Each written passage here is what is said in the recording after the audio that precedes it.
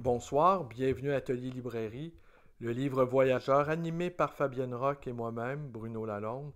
Nous sommes à Montréal le 10 mars 2021. Alors vous l'avez remarqué, mes bons amis, mes quelques courageux qui m'accompagnent dans cette aventure un peu étonnante, déjà depuis 2 mois. Cette expérience du couvre-feu, n'est-ce pas? Et soyez-en remerciés ici, va sans dire. C'est d'ailleurs une des raisons pour lesquelles je continue à commettre ces petites vidéos.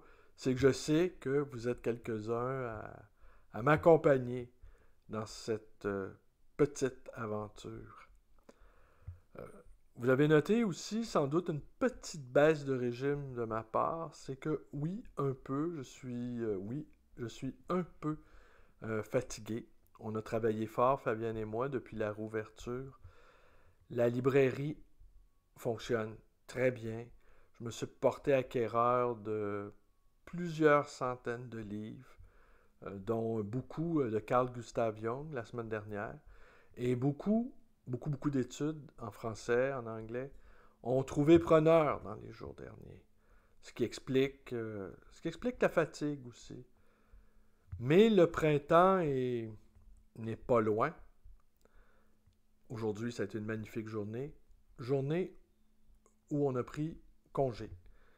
Et, mais les premiers rayons de soleil sont, peuvent être presque douloureux quand, après des mois de paralysie, de torpeur, eh bien, on est comme des créatures qui se réveillent d'un long engourdissement.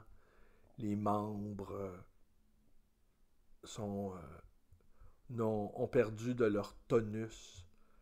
On a beau marcher beaucoup l'hiver, on a beau tenter de garder la forme, le, le, le poids du soleil soudain sur nous peut être difficile à prendre, en tout cas les premiers jours. Il y a une fatigue du printemps. Mais on finira quand on se débarrassera des bottes, des manteaux.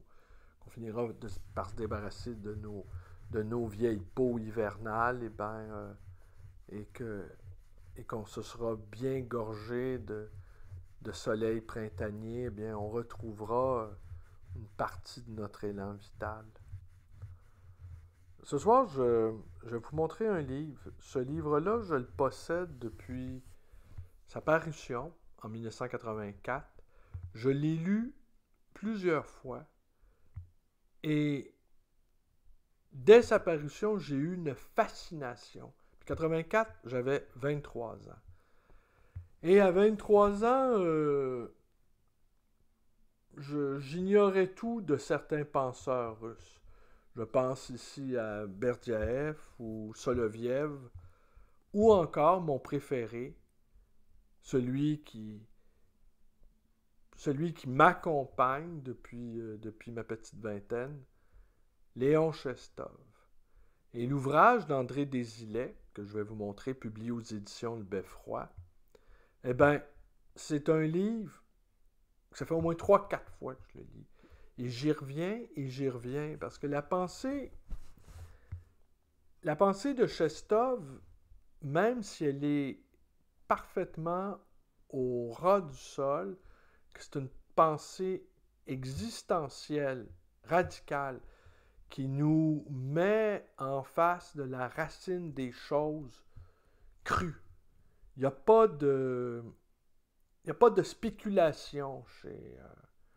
il n'y a pas de spéculation chez Chestov. Il n'y a pas de réflexion sur le langage.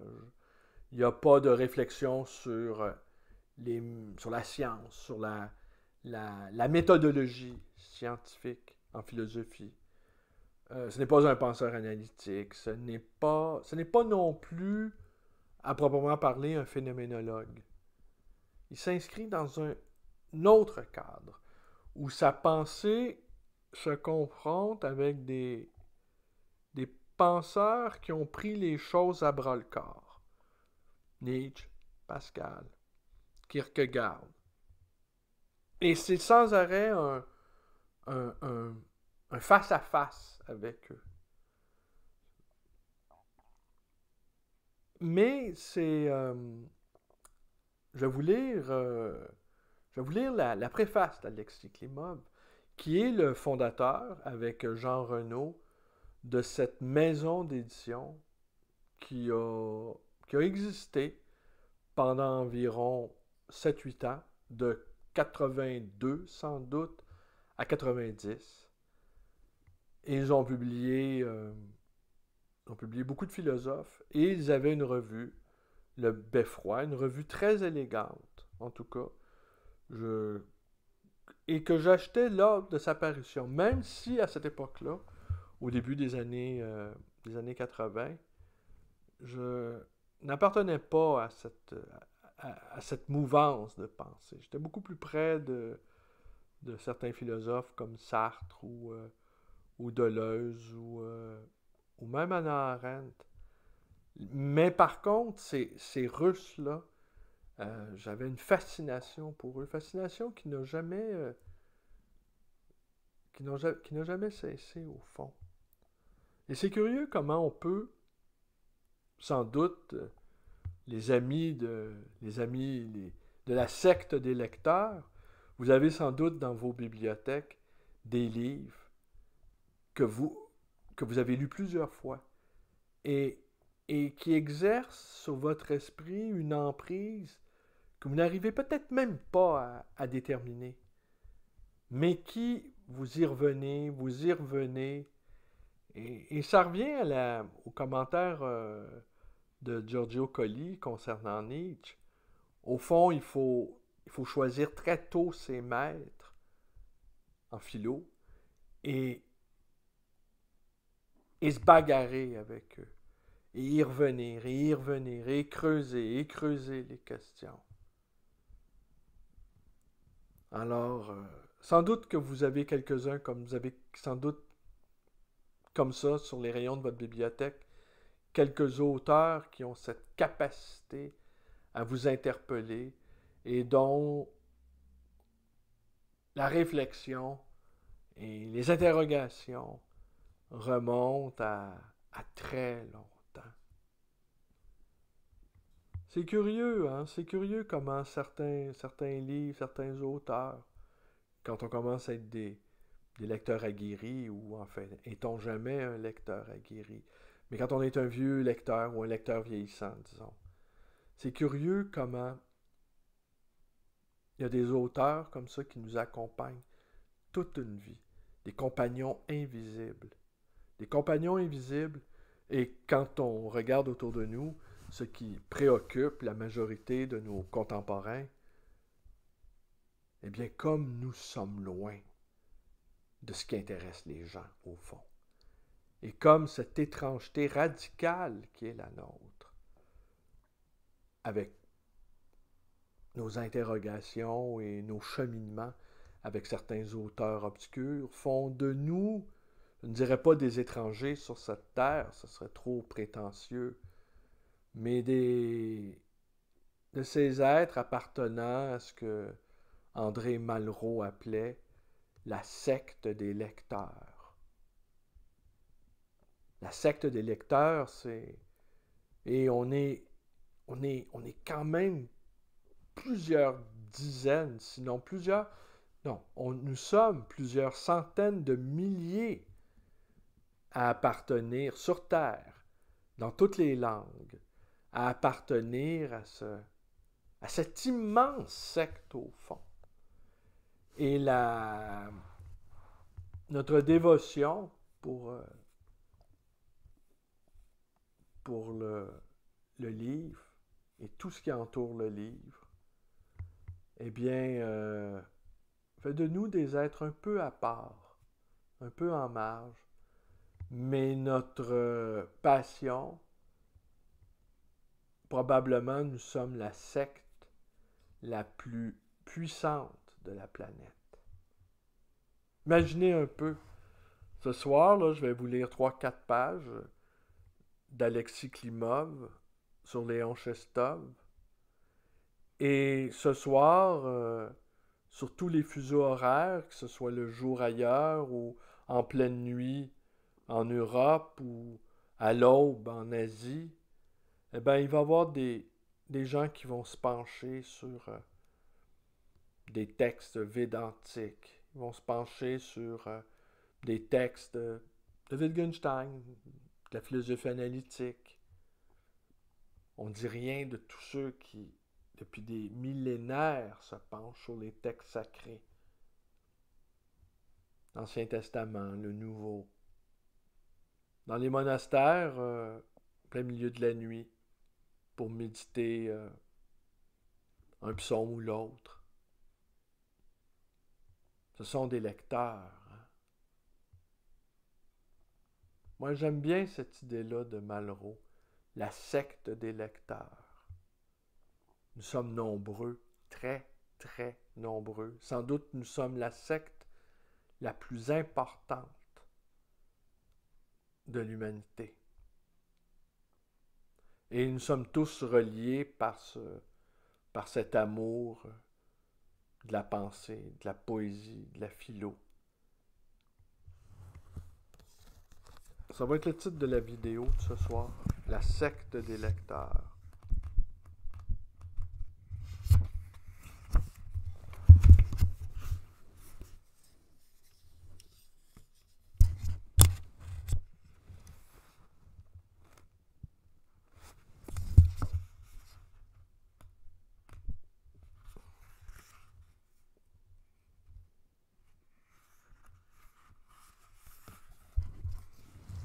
C'est Benjamin Fontaine qui écrivait à Léon Chestov combien il était malaisé de le suivre. On ouvre les guillemets. Car pour pénétrer sa pensée, pour y parvenir, il fallait de son propre avis avoir traversé quelques intimes désastres. La tragédie est au cœur de la philosophie chestovienne.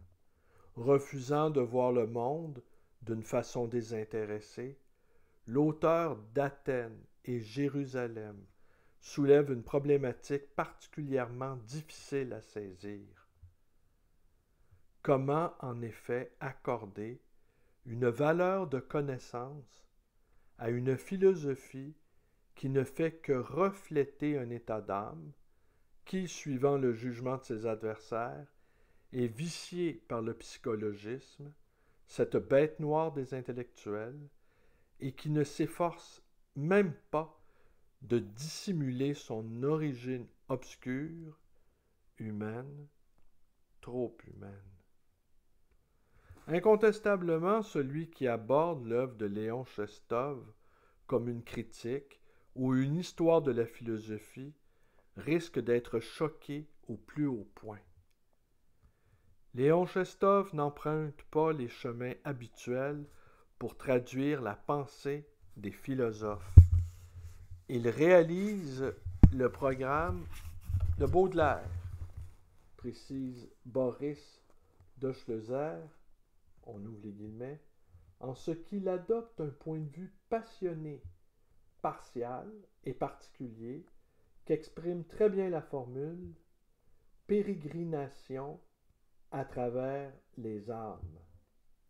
Chestov ne vise pas à une fausse objectivité. À l'instar de Solzhenitsyn, il aurait pu dire « Je suis non objectif et j'en suis fier ».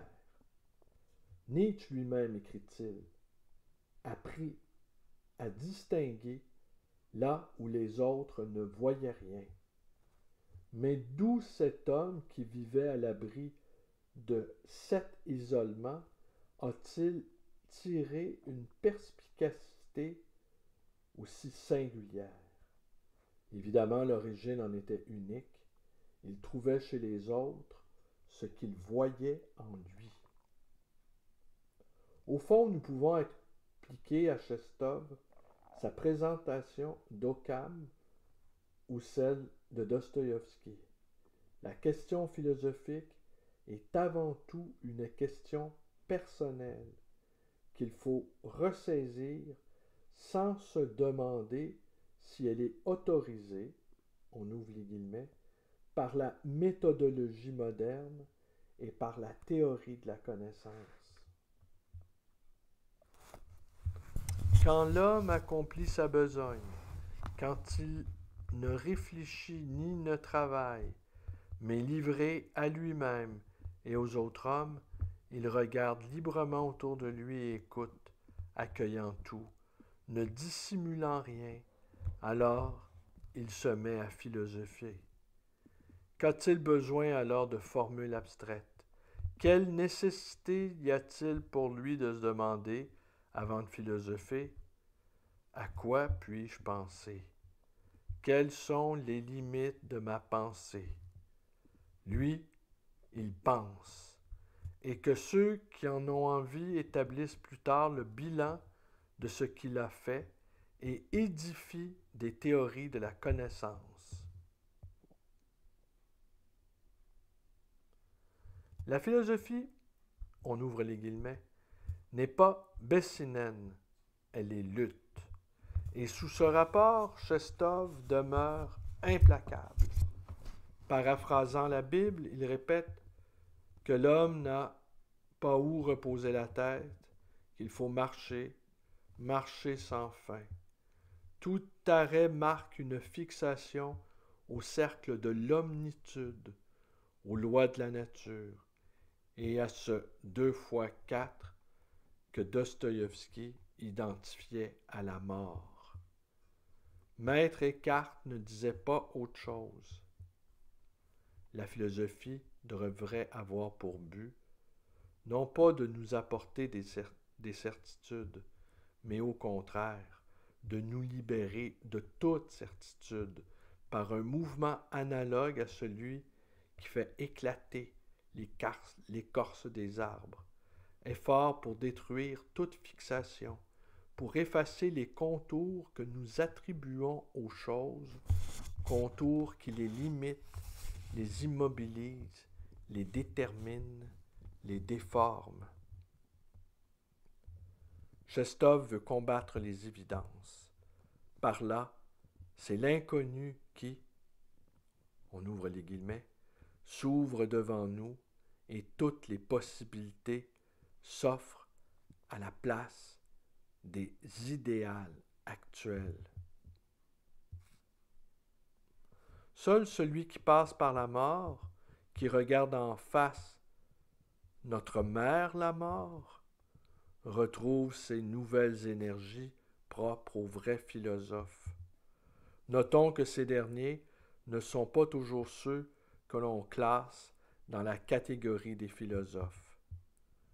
Chestov rappelle par exemple que Tolstoï ne parle ni du temps, ni de l'espace, ni des limites de notre connaissance, mais qu'il est philosophe parce qu'en le lisant, nous nous trouvons devant des questions fondamentales sur le sens de la vie, sur la condition de l'homme, sur le sens de l'histoire.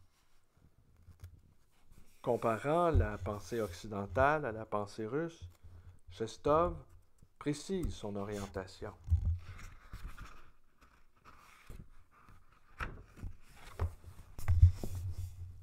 Nous, les Russes, n'admettons pas les traditions.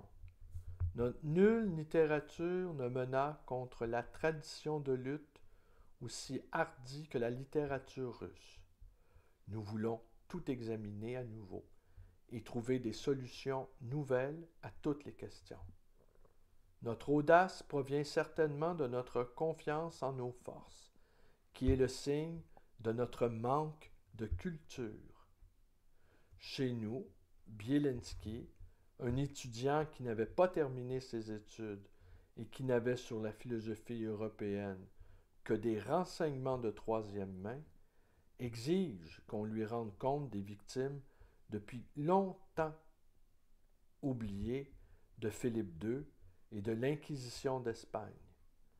Ce procès intenté par Bielenski à la pensée européenne exprime bien la nature profonde et les tendances de toute la littérature russe. Vers la fin de sa vie, Dostoïevski soulève le même problème et entame la même discussion au sujet des larmes d'un enfant martyr. Le Russe s'imagine qu'il peut tout. C'est pour cela qu'il ne craint rien. Il dépeint la vie sous les couleurs les plus sombres. Et si vous lui demandez comment il peut accepter cette existence, comment il peut admettre ces souffrances atroces qu'ont décrites si cruellement tous les écrivains, à commencer par Pouchkine et jusqu'à Tchekhov, il vous répondra par des paroles d'Ivan Karamazov: « Je n'accepte pas cette vie. » Réponse absurde à première vue. Impossible de ne pas accepter la vie qui est là et qui s'impose à nous. Mais cette réponse cache autre chose. Notre foi persistante et non encore complètement épuisée en la possibilité d'une victoire définitive sur le mal. Toute l'œuvre de Chestov demeure intimement liée à cette attitude des grands écrivains russes. Pour lui, comme pour Bielinsky, le plus haut degré de la culture ne peut effacer, on ouvre les guillemets, un seul de ces hommes ordinaires, simples, moyens, que les philosophes comptent par millions, les regardant comme la chair à canon du progrès. Au fond, pour Chestov, l'essentiel n'est pas de spéculer, mais de s'éveiller. Aucune commune mesure entre les deux points de vue. Car si Hegel avait pu entendre les propos de Bielinsky, par lesquels ce dernier refuse le bonheur en dehors des victimes de l'histoire, il l'aurait traité de barbare, d'ignorant ou de sauvage. Selon l'éminent philosophe allemand, il y a une loi en vertu de laquelle tout ce qui a un commencement doit avoir une fin. Et par conséquent, il est inutile, on ouvre les guillemets, d'exiger des comptes. Et il n'y a personne à qui adresser cette exigence au sujet d'êtres qui, en tant que finis, ne peuvent prétendre à aucune protection. Ainsi aurait parlé Hegel, et il se serait référé à ce propos à ce chapitre de son Histoire de la philosophie, où il est expliqué que Socrate devait être empoisonné et que ce n'était nullement une catastrophe. Un vieux grec est mort. Vaut-il la peine de faire tant de tapage à cette occasion? Tout ce qui est réel est raisonnable, c'est-à-dire que le réel ne peut et ne doit pas être autre qu'il n'est. Celui qui ne le comprend pas n'est pas philosophe. Comme le disait Leibniz, les vérités de la raison ne font pas que contraindre, elles persuadent. Ne reste-t-il aux philosophes qu'à se détourner de toutes les histoires gênantes, à fermer les yeux, parce que le but suprême se trouverait dans un principe général quelconque, comme celui du maintien de la race ou de l'espèce, auquel on doit sacrifier l'individu. Le projet philosophique sérieux consiste toujours à mettre, on ouvre les guillemets, le réel ou le vivant hors circuit pour n'en retenir qu'une pureté d'essence à laquelle il donne une prééminence sur l'existence elle-même. C'est à ce point, ajoute Chestov, on ouvre les guillemets, que finit le lyrisme et que la philosophie commence, celle qui embrasse tout et dans laquelle, avec une grande précision, on expliquera clairement pourquoi Philippe II et l'histoire ont torturé et torturent encore les hommes. Mais, guillemets, le mal expliqué persiste. Et non seulement il persiste, mais il se trouve justifié dans sa nécessité et se transforme en principe éternel. Voilà ce que Chestov saisit. Et c'est la raison pour laquelle il s'est retrouvé en dehors des sentiers battus. Là où, pour reprendre une image qu'il utilise à propos de Dostoïevski, l'ange de la mort descend pour laisser une deuxième paire d'yeux et faire en sorte que l'homme accède à une nouvelle vision en contradiction complète avec les données habituelles de la conscience. Ainsi observe Benjamin Fondan, Pascal sent un gouffre à ses côtés. Platon s'aperçoit que le monde n'est qu'une ombre sur les murs d'une grotte. Dostoïevski réalise qu'il ne veut pas que 2 et 2 fassent 4 et exige qu'on lui garantisse son caprice. Luther déclare que la loi n'est pas faite pour être obéie. Tchekhov finit par remarquer que c'est le fou de la salle 6 qui a raison contre le monde, et Kierkegaard se rend compte qu'il lui faut à tout prix retrouver sa fiancée perdue.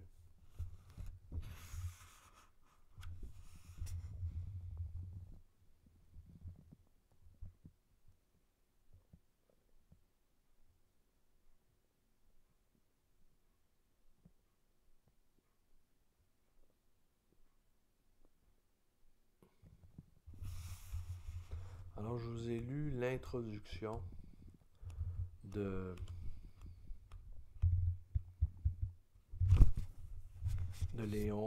André Désilet, Léon Chestov, des paradoxes de la philosophie. Je pensais vous lire la préface d'Alexis Klimov. Peut-être que ce sera peut-être pour demain. J'ai commencé le livre de Marie Desjardins, consacré à Réal Benoît. Je vais vous en reparler. Alors, je vous le montre à l'écran. Je ne sais pas si on le voit.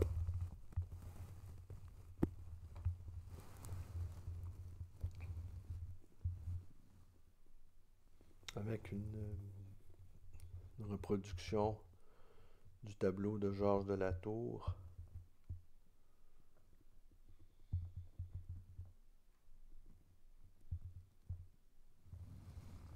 Alors voilà, c'est tout pour aujourd'hui. J'espère retrouver un peu de tonus dans les prochains jours. Il arrive parfois que le métier de libraire puisse être fatigant, mais on s'entoure de livres, on continue nos rêveries. Et phonographie, pour répondre à ta question d'hier soir, ce n'était pas un rat géant, ça aurait été assez merveilleux de voir un rat de cette taille qui était là, ici, là. Et c'était sans doute un chat, ou peut-être un raton laveur, car il y a des ratons laveurs dans le quartier. Ils sont assez énormes et, comme tu le sais, ils sont peu farouches. Ils ne craignent pas la proximité de l'être humain. Alors, c'est tout pour aujourd'hui. C'est tout pour ce soir. Je vous remercie d'être avec moi. Portez-vous bien. Et on ne cède rien. On ne cède rien quant à la nature de notre désir. On continue de lire. On continue de réfléchir. Voilà. C'est tout. Merci beaucoup. Merci de continuer à... en fait, je continue parce que vous continuez. Et soyez-en ici remerciés. Bonne nuit à tous.